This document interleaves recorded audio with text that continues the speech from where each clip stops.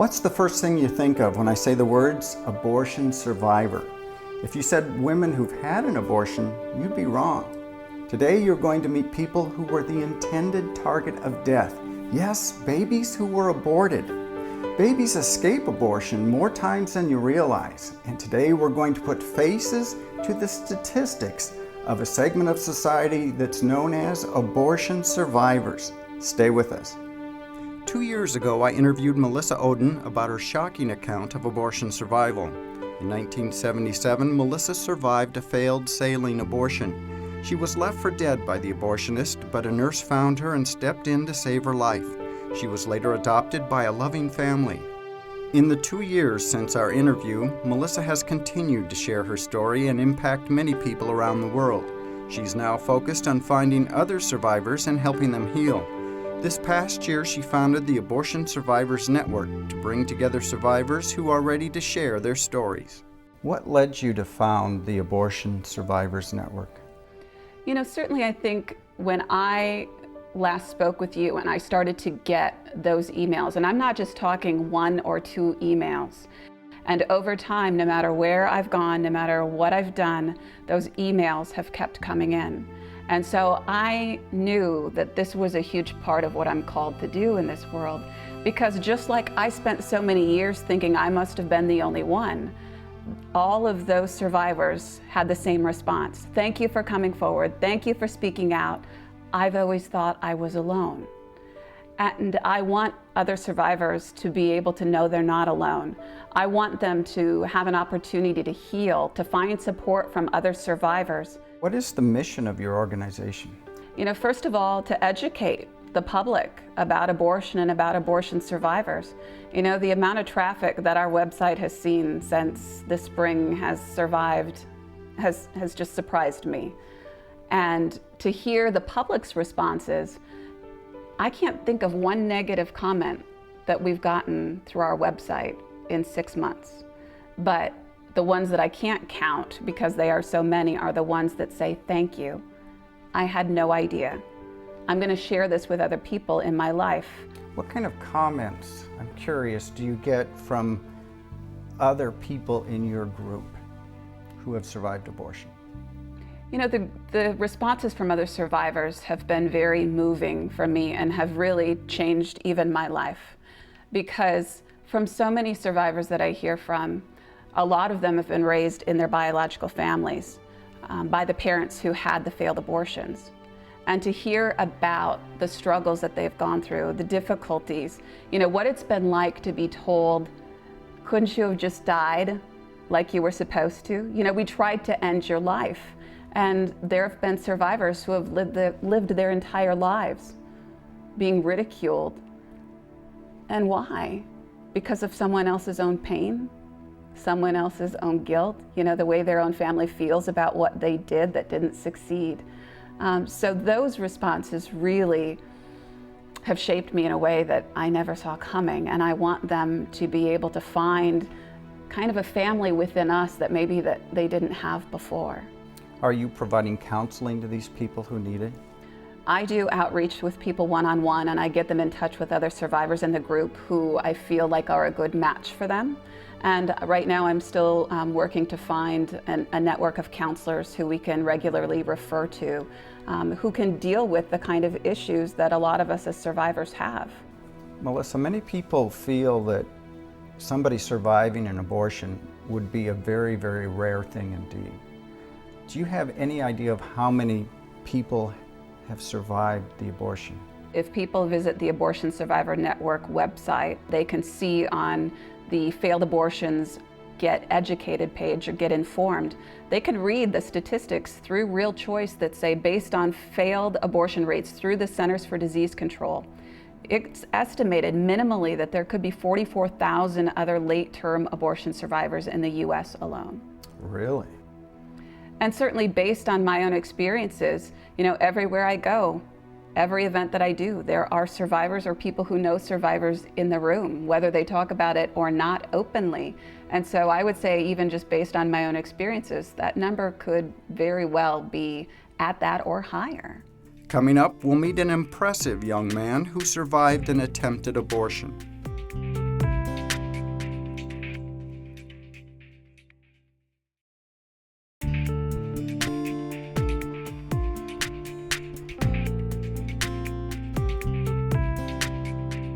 Josiah Presley is a 17-year-old from a large adoptive family in Oklahoma. His years have been filled with a strong faith and a loving family, but his life could have easily been over before it even began. I'm a native to South Korea. That's where I was born.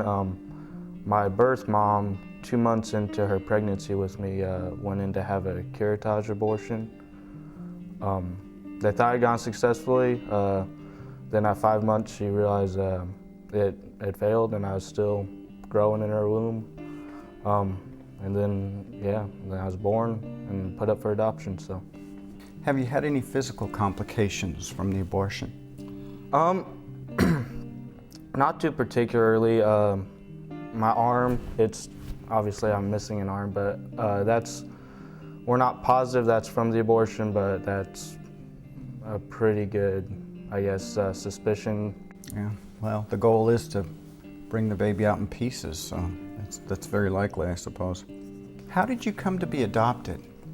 When I was born, she put me up for adoption through Dillon International. My parents, they had previously adopted my older sister. She was from South Korea too. They were just looking for another child from South Korea.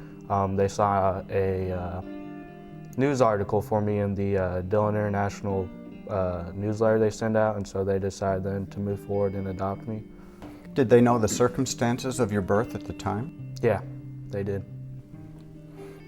Did that affect their desire to adopt you in any way? They said when they saw the article, they knew that I was going to be their child. They wanted to adopt me. So every little detail was a God thing, wasn't it? Yeah, it definitely was. When did you find out, Josiah, that you were an abortion survivor? I think I was about 11 or 12 when my parents told me. How did that revelation impact you? It hurt a lot. It really hurt a lot. Up to that point, my parents, as a kid, they asked me if I'd ever wanted to go back to South Korea, see if I could find my birth mom or anything. Up to that point, I had said I'd wanted to, I think that's something I'd be interested, but actually when they told me that, that completely wiped away any desire I had to go back to visit her or try to find her. It built up, I guess, anger towards my mom for doing that, just because, growing up in a Christian home, you always know that, when a woman's pregnant, it's a baby inside her, it's a person, my parents are very pro-life, and so I always knew abortion was wrong and it was murder, and so the fact that my mom had tried to do that to me just really hurt a lot. Made me very angry about it. Do you struggle with forgiveness for her today? As I've grown older, I've come to the conclusion that that's between her and God, and so I've come to forgive her. But I've realized that it's probably harder for her than it is for me, because I think that at the heart of every woman, who has an abortion, everyone knows. Deep down, you know that it's a child. Josiah is just beginning to share his story with others in person and online, and I know his enthusiasm for life will change many hearts and minds. When we return, Claire Culwell talks about meeting her birth mother and hearing a story she never expected.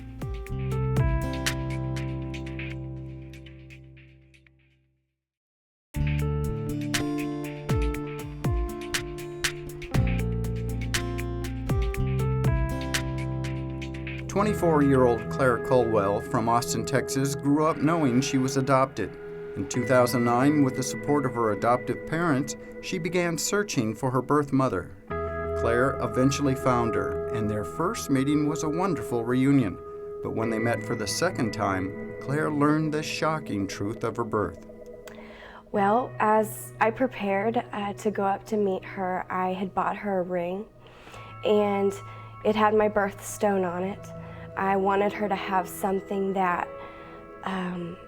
showed her my appreciation for what she had done for me. When I gave her those gifts, she had some happy tears, and she put the ring on, and then she opened the card that I gave her. And on the card, I could have written thousands of words for how grateful I was, but I summed it up and I said, thank you for choosing life. That's the greatest gift I've ever received. And the happy tears quickly turned into very, very sad tears. And she took me into a back room and she started telling me about her life at the time that she was pregnant with me. She said that she was 13 years old. And when she confronted her mom about being pregnant, her mother said that there was only one thing to do. She was in 8th grade and she was too young to be a mother. And so my birth mother was driven to a local abortion clinic that day, and she had a surgical abortion at 5 months pregnant. She went home. She believed what the doctors told her, that her life would go back to normal. And my birth mother's life never went back to normal. In fact, 4 weeks later, she was in gym class with her best friend, and her friend said, you know, things don't seem right. You seem to still be growing. Maybe you should go get this checked out.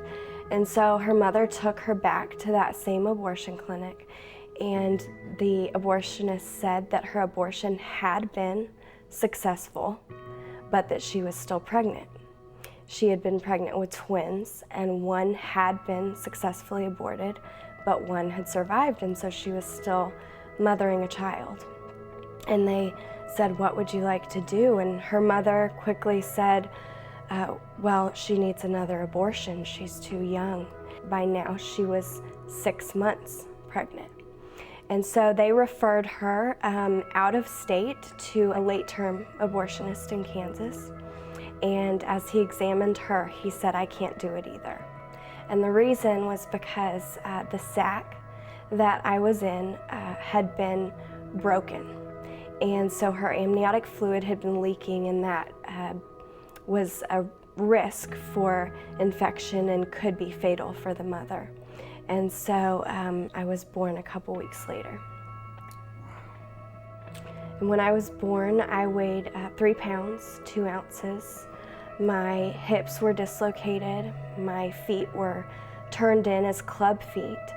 And I was in the hospital for 2.5 months on life support. And for the next couple years of my life, they put me in multiple casts and harnesses and body casts to correct what the abortion had done to my body. Claire, what was your reaction to her story? Well, I put myself in her shoes at 13, and I knew that as a 13-year-old, you rely on the wisdom of your parents. And for me to realize, okay, if my parents had told me this is the best thing for you at 13, I can't say that that's not what I would have done. And so I had a great amount of forgiveness for my birth mother. I also had an enormous amount of gratitude, and I realized that I couldn't wake up every single morning taking my life for granted anymore, that it was important, and there was a reason that I was here, and there's a reason that every single person is here. And in your case in particularly, this is a generational miracle.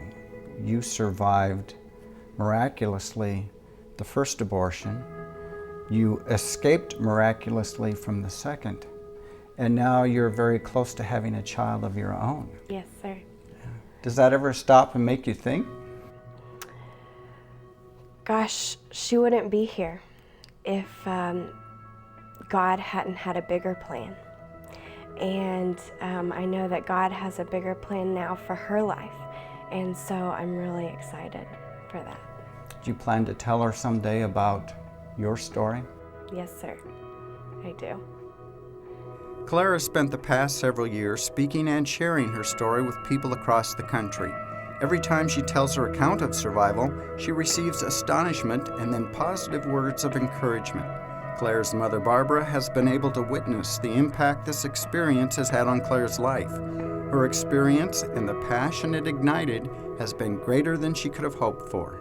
I have seen it really give her just a clarity and a purpose for her life, and it has been so encouraging to me to see just her courage and her boldness as she's been available to tell her story. I mean, it kind of started in little baby steps as the people in College Station where she was were amazed and excited about her story, and they were like, you need to let people know about this. And little did she know just the wide gate that was being opened for her to tell her story. Well, it's truly a miracle that Claire is here. Can you imagine life without her? I can't imagine life without her. She is precious, and even as we sit at our computer and in our house, we have so many pictures of just life in our family, of our girls growing up, and it's been such a blessing, and she is a blessing, and I just love her tender heart and how she cares for people. And I wonder, and I really believe, I think what she went through in the womb of really what she experienced has given her just a compassion for others, and I see it all the time. You've really survived 2 attempts at abortion, and then you've been chosen by your parents to be adopted. I would think that would make you feel like a very special person. Yeah, I do. I've been very, very blessed. In a moment, we'll hear about Melissa's future plans for the Abortion Survivors Network.